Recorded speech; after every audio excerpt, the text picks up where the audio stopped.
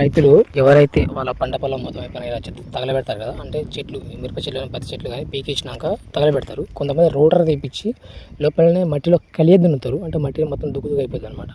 అయినా సరే చివరికి కొన్ని అయితే ఖచ్చితంగా కాల్చాల్సి వస్తుంది.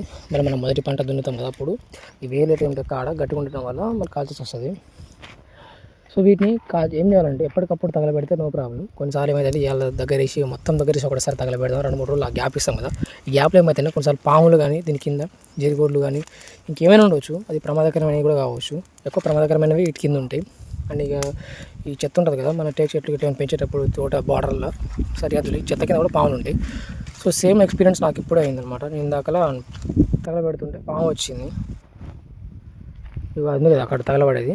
ఆ కుప్పని తగలబెట్టేటప్పుడు పెద్ద పాము బయటకు వచ్చింది. నేను చూసుకోలేదు అనమాట. మంట పెట్టినాక మంట వేడికి పాము ఎల్లగలిగిన బయటకు వస్తాయి. అండ్ ఇంకోటి పాము ఎందుకు అట్లా వీటి కిందకు వస్తుంటే ఇది కొంచెం ఎండకి ఇప్పుడు ఎండాకాలం కాదు కొంచెం చల్లగా ఉంటుంది వీటి కింద.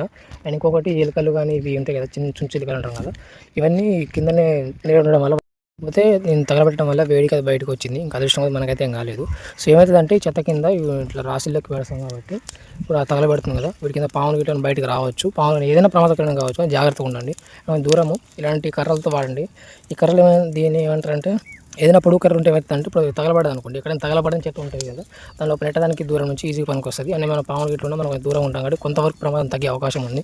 కాకపోతే ఇలా తగలబెట్టేటప్పుడు మనం ఖచ్చితంగా దూరమే రావాలి. మేము తాటాకు ఉంటాయి కదా, తాటాకి అవి ఎండిపోయిన తాటాకు కొమ్మలు కానీ లేకపోతే ఇలాంటి సైకిల్ ట్యూబ్ కానీ ఏమైనా వాడతాము. సైకిల్ ట్యూబ్ ఎక్కువ మండుతుంది, తాటాకు కూడా బాగానే మండుతుంది ఎండిపోయింది అయితే. సో ఇలా ఇవి అవపడి మొత్తం కర్రలు అన్నమాట, ఇవన్నీ మనం తగలబెట్టాలి.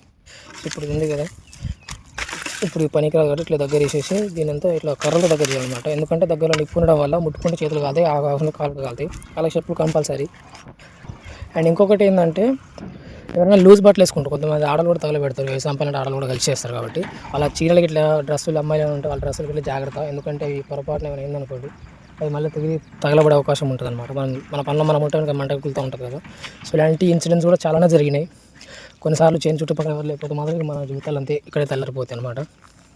అండ్ బాయ్స్ కూడా అంతే, వాళ్ళ డ్రెస్సులు కూడా కొంచెం అంటే వాళ్ళ బట్టలు వేసుకొని కొంచెం లూజ్ ఉంచుకోవాలి. అంటే మరి లూజ్ ఉంచొద్దు అనమాట. మరి లూజ్ అంటే అది ఎక్కువ ప్రశాంతంగా ఉండేలా చూసుకోవాలి.